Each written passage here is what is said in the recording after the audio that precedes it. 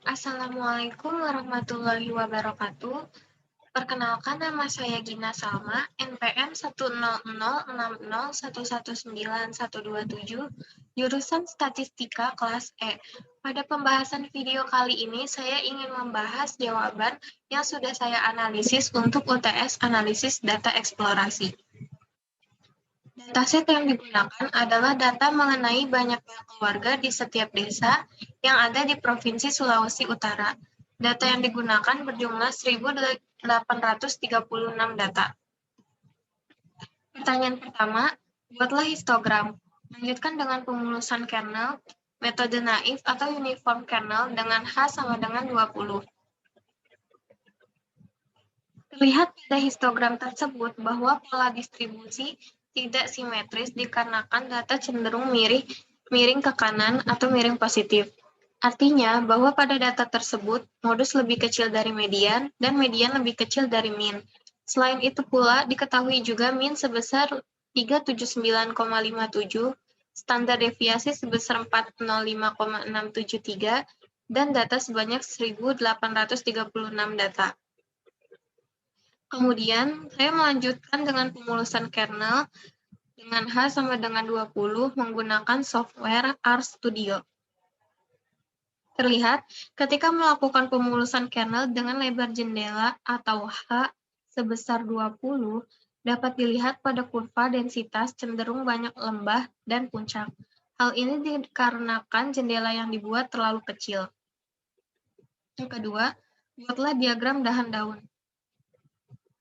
Dari hasil output tersebut dapat diketahui frekuensi terbanyak yaitu 283 sebagai modus yang merupakan titik pemusatan data. Selain itu pula terlihat bahwa sebaran data tidak simetris akan tetapi cenderung menjulur ke kanan. Yang ketiga, apakah terdapat bimodus? Terlihat dari hasil analisis pada histogram tersebut bahwa hanya terdapat satu batang yang naik dan paling tinggi di antara yang lainnya. Maka dapat disimpulkan bahwa data mengenai banyaknya keluarga di setiap desa yang ada di Provinsi Sulawesi Utara tidak terdapat bimodus, atau hanya ada satu modus. Yang keempat, buatlah box plot. Terlihat dari hasil box plot tersebut bahwa data mengandung pencilan. Pencilan yang paling tinggi yaitu data ke 1825. Adanya pencilan di atas box plot seperti hasil output di atas dengan whisker bagian atas yang lebih panjang menunjukkan bahwa distribusi data menjulur atau cenderung miring ke kanan.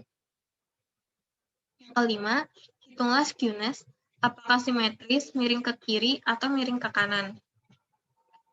Dilihat bahwa statistik skewness yaitu 4,739. Nilai tersebut bernilai positif dan lebih dari 1,96 sehingga kurva yang dibentuk adalah miring ke kanan. Supaya lebih jelas, maka dilakukan pengujian asumsi normalitas. Untuk hipotesisnya, H0 sama dengan data berdistribusi normal dan H1-nya sama dengan data tidak berdistribusi normal. Untuk taraf nyatanya, alpha sebesar 5%, kriteria uji tolak H0 jika Z skewness lebih dari 1,96. Statistik uji, nilai skewness diketahui sebesar 4,739 dan nilai standar error skewness sama dengan 0,057.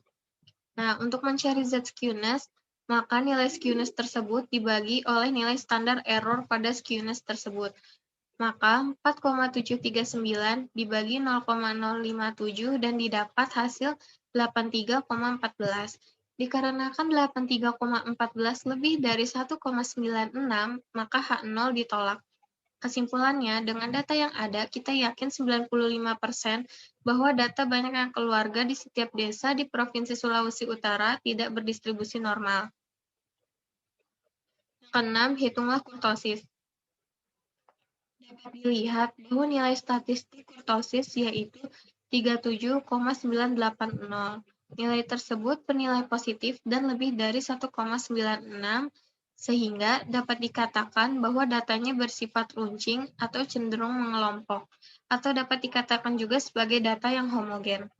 Supaya lebih jelas, maka dilakukan pengujian asumsi normalitas. Hipotesis untuk H0 sama dengan data berdistribusi normal, H1 sama dengan data tidak berdistribusi normal.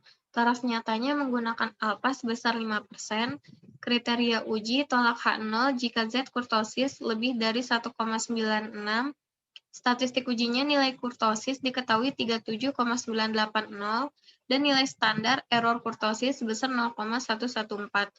Untuk mencari Z kurtosis, yaitu 37,980 dibagi 0,114 dan didapat 333,158.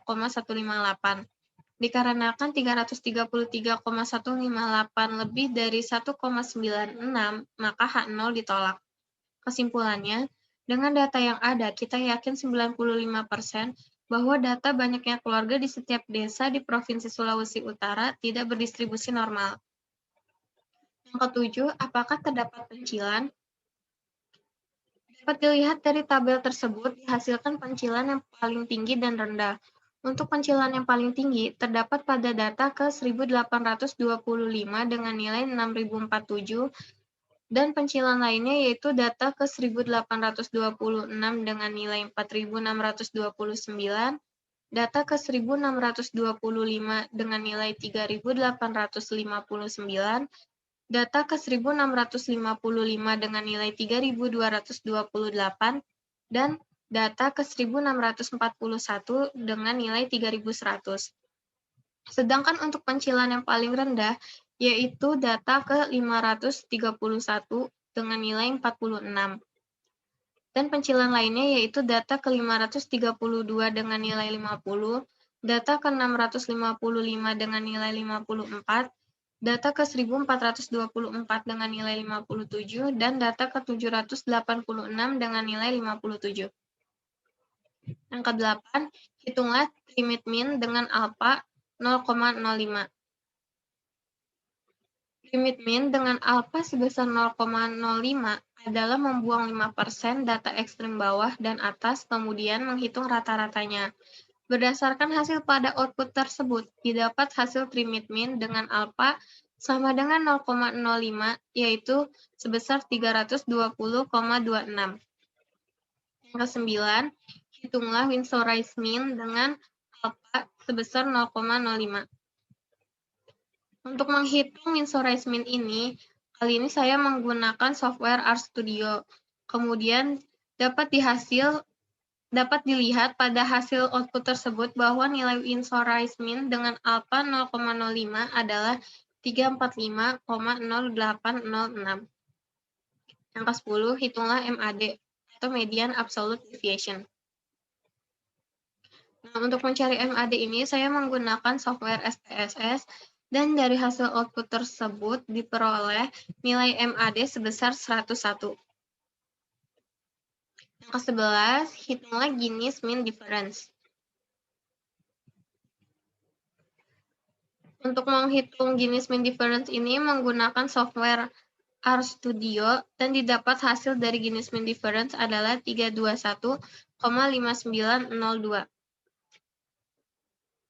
Ke-12, buatlah Kiki plot normal dengan mu ditaksir oleh X bar dan tau ditaksir oleh S dari data tersebut. Yang pertama, ada Kiki plot normal dengan mu ditaksir oleh X bar. Berdasarkan plot tersebut, terlihat bahwa titik-titik berjauhan dari garis lurus. Maka dapat disimpulkan bahwa data tidak berdistribusi normal. Dan yang kedua, ada Kiki plot normal dengan tau ditaksir oleh S. Berdasarkan plot tersebut, terlihat tidak ada titik yang tepat pada garis 0,0, dan sebagian besar sebaran titik tersebut menjauhi garis 0,0. Maka dapat disimpulkan bahwa data tidak berdistribusi normal. Yang ke-13, lakukan uji kenormalan dengan uji Kolmogorov-Smirnov. Yang pertama, hipotesis H0 sama dengan data banyaknya keluarga di setiap desa di Provinsi Sulawesi Utara berdistribusi normal. H1 sama dengan data banyaknya keluarga di setiap desa di Provinsi Sulawesi Utara tidak berdistribusi normal. Untuk taraf nyatanya menggunakan alfa sebesar 5% atau 0,05. Kriteria ujinya tolak H0 jika p-value kurang dari alfa. Untuk statistik uji, didapat signifikansi dari output tersebut, nilainya sebesar 0,000. Dikarenakan p-value kurang dari alfa atau 0,000 kurang dari 0,05, maka H0 ditolak.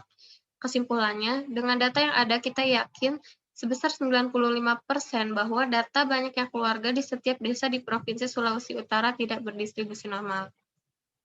Sekian presentasi dari saya, kurang lebihnya mohon maaf apabila ada kurang dan salah kata. Wassalamualaikum warahmatullahi wabarakatuh.